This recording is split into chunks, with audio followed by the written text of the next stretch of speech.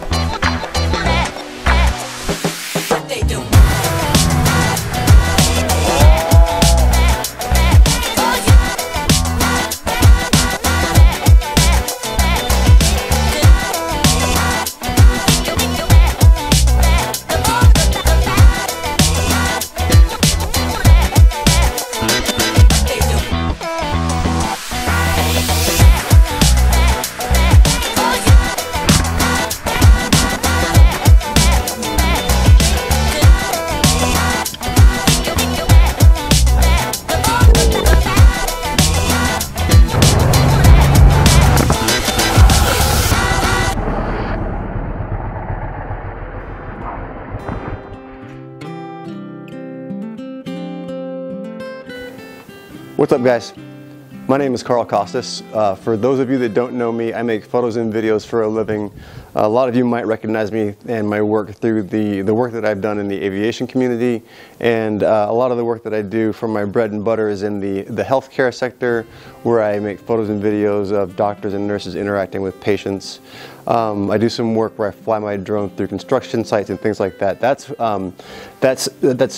what I do for a living. The reason that I'm making this video is because at the end of December of last year, just about 4 months ago, I was diagnosed with prostate cancer, stage 1 prostate cancer. Fast forward 2 months after that, I was on the operating table and had the prostate removed, and that all worked out fantastic. And then I made a video 10 days after the surgery. I made a video of the day of the surgery, and I made a video 10 days after the surgery, and this is a video to kind of update everybody and let you know how things have been going. I'm now 7 weeks after the surgery, and I'm happy to report, knock on wood, that everything is going fine. I'm pleasantly surprised at the way that the recovery process is going. I can say that in all honesty, after about 2 weeks, I was ready to be back to normal. My doctor, my family, my wife, my kids all reminded me that that wasn't the way this process worked, and I know that. So I spent quite a bit of time dialing things back, even though I felt like I could do more than what I was doing, more quickly than what I was doing. I still intentionally operated below that threshold for quite some time because I wanted to take no chances of potentially setting back this the recovery process. So now here we are 7 weeks later, and in that period of time I've been able to do a lot of things. Again, after about 2 weeks, I was pretty much back to working almost to normal and doing quite a few things. Some of the things that have gone on in the 7 weeks since surgery is I've had the good fortune of being able to catch up with some of my lifelong friends, some of my lifelong Marine Corps brothers. We first met in the Marine Corps at Marine Corps Base Kaneohe, where we worked aircraft rescue and firefighting back in the mid-1990s. We have been staying in touch, getting together, whether it be in Las Vegas or whether it be in New Jersey on the East Coast or wherever that may be. We somehow managed to find a way to all get together, and this time it happened in Park City, Utah. I'm at my buddy Lee Shattuck's place.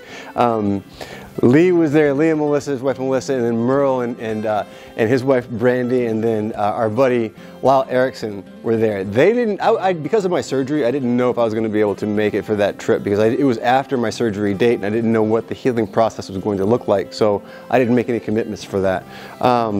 So I kept that to myself. I called Lee and he kept it to himself and didn't tell Lyle and didn't tell Merle until I showed up. And I expected more of a surprise when I got there, but they told me that, you know, they were just dumbfounded. They were just shocked that I jumped in my car and I drove from Northern California up over to the western side of Nevada, across the state of Nevada to the eastern side into Utah, over to Park City, and showed up there and surprised those guys, and we had a fantastic time. You know, it's obviously every time that we get together, it's just like nobody, like no time has passed at all, and you know, there's a lot of jokes that were said, and nobody's feelings got hurt. It's amazing how that works. And we had a beautiful dinner. It was an amazing time, and it was unforgettable. Very good for the soul. I was also able to do a couple other things too. I went up to my buddy, so my buddy Kyle Bushman turned 31 years old, and his wife Katie sent out a message to me and our friend Brian Forsyth and some others, and said, hey, you know, Kyle's turning 31 on this particular weekend, if you guys can make it. And so it was on my radar, and then Forsyth texted maybe a week or two ahead of time, and he said, hey man, what's the deal with this? And I'm like, oh, well, I'm in. You're in, I'm in. So we both drove separately. I drove up from Sacramento to up near Eugene, Oregon, Crestwell, Oregon, and then Forsyth drove from his place in Truckee. He may have been in the Bay Area where he works, but he's got a really bomb, very cool VW camper bus that camper van that he drives around and stays in. He just spent, I think, maybe a week or two down in Mexico, just like living the dream, you know. So he drove his route, and then we converged on Kyle's place, and we spent the weekend up there, and we got Kyle's bug out of the garage and we took it out. We're cruising, and we cruised. You know, I haven't done that since I was a kid. Kyle turned the music all the way up, and people were staring at us, and we were like 3 inches off the ground, just like that. It was very cool. So we spent some time together, took a sunset ride in Kyle's 1943 N3N Navy biplane, which is, you know, an amazing piece of living history that Kyle is the caretaker of, and I feel fortunate to be able to go fly in that thing. I showed up, he busted me because God bless America, because his security cameras were rolling, and then he just happened to be standing by the monitor, and he's like, is that Carl? And I had just pulled up to the outside of his hangar. I'm like, busted. But that was right around sunset, and so we just got that thing pulled out of the hangar, got her warmed up, and then just took off, and it was like a movie. It really was just amazing. It was fantastic. So one of the other things, that was great. So then I drove back home, amazing. And then the weekend following that, I began working on this project with my friend of mine, Kevin Gruden, who is just starting this company called the El Dorado Beef and Cattle Company.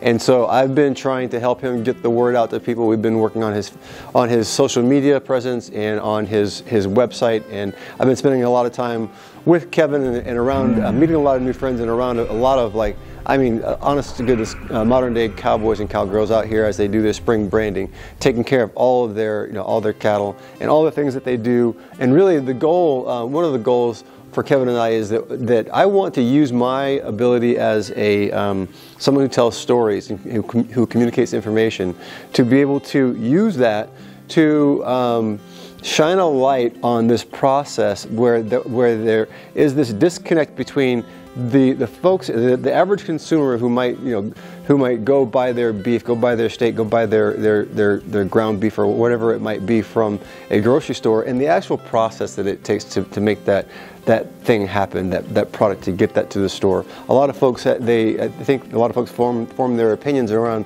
what they see and what they know in their own little world. And when in reality there's a lot more that happens to it. There are hundreds and thousands of acres of grasslands out here that these cattle are out are feeding on, and there are countless families that are here taking care of these animals, taking care of this land, rotating everything and making sure that everything is done in a very sustainable way. And so one of my goals is to kind of shine a light on this traditional lifestyle that really is kind of being slowly forgotten in our modern era.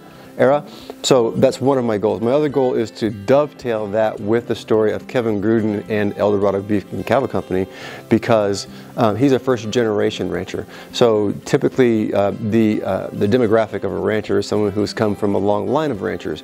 And that, again, with the idea of that this whole lifestyle being something that has begun to somewhat fade, you have people like Kevin Gruden and his son Riggin, who are here as first generation ranchers who understand the process and how it's done correctly, and how to be good shepherds of the land while they raise their cattle. So I'm dovetailing that with the whole idea of the lifestyle. So that's this big video project that we're working on with all the brandings and all the cattle and all the cowboy stuff that you see me doing. I'm by no means a cowboy, but I get to hang out with them, and it makes me happy. It makes me happy. So back to the cancer. Couple things. One is that getting cancer was an eye opener.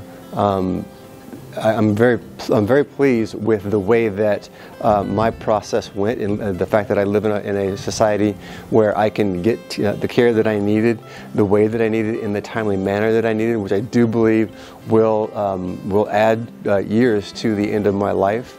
So I'm very fortunate for that. I also feel very fortunate that I had stage 1 prostate cancer. We had CT scans, and there was no spread to any other of my vital organs. Nothing with my lungs or my liver or my heart or my kidneys or any of those things. All that makes me feel very fortunate, and my procedure went very well. It was very smooth, and so again, very, very fortunate. That is a great opportunity for me to mention to you that if you are a man within the age of 40 and 50 years old, you need to be thinking about what's going on with your prostate. Whether it's good, bad, or otherwise, no matter what, you need to go ahead and talk to your doctor and ask them what you should be doing. Ask them to have a look at you and make sure that you're doing all the preventative things that you can, because this is a simple one. It's amazing to me that we live in a time where people die from this because they don't do the right things at the right time. And that's really the impetus as to why I'm making this video. So a very good resource for you and everybody else, and myself included, is the American Cancer Society. Go to their website, have a look at what's going on there. You'll learn something, I guarantee it. You will learn something from those folks. And if you are in the zone for knowing more about your prostate, that's where you're going to find the information. That's where you're going to find the resources. That's where you're going to find somebody to talk to. That's where you're going to find somebody who's gone through what you're going through, who's going to have answers to questions that you have. So the American Cancer Society, please have a look at those folks. So I feel very fortunate. Physically, the surgery went well, and the diagnosis was an eye-opener. Those things are all those are the two big checkpoints for me. Right now, I am going full speed ahead. Nothing in the rearview mirror for me. The fact that I have gone through this process only just emphasizes the idea that I've always lived by for a very long time, and that is that each day is a gift. It doesn't matter what's going to happen tomorrow. Today is a gift, and I've always felt that way. I feel that way even more, and I tell folks that if we get 80 healthy years, that's only 29,000 days.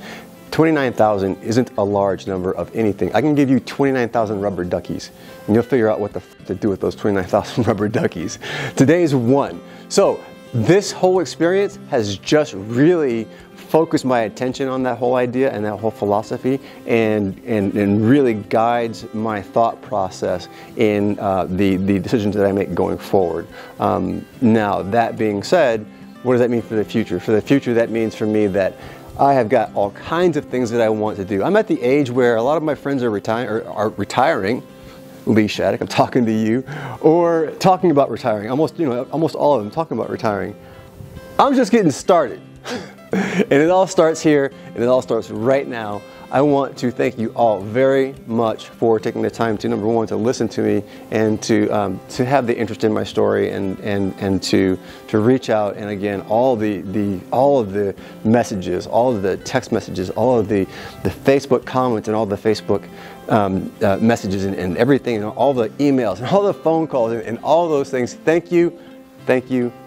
Thank you so much. It means the world to me. I've said that before, and I'll say it again. It just, I do honestly mean that in the bottom of my heart. So I'm going to rock on. I'm going to go out there, and I'm going to bring back incredible information for you, and I'm going to share it for you. Do me a favor. You're going to find it on my YouTube channel. Just go to YouTube. You need two things. YouTube, Carl Costas. Put those two things together, and I guarantee good is going to happen. That's all that I have for right now, and so just do me a favor, be good to each other, and be well. Thank you. Brian? No, you guys are bastards. No.